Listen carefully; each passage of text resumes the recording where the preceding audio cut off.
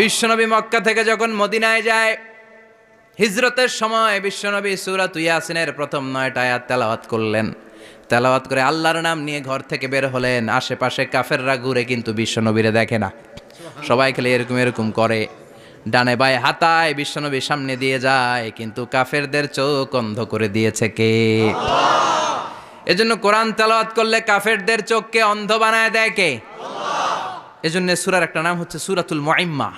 কি নাম? অন্ধ করে দেয়। তাফসিরে কুরতুবির মুসান্নিফ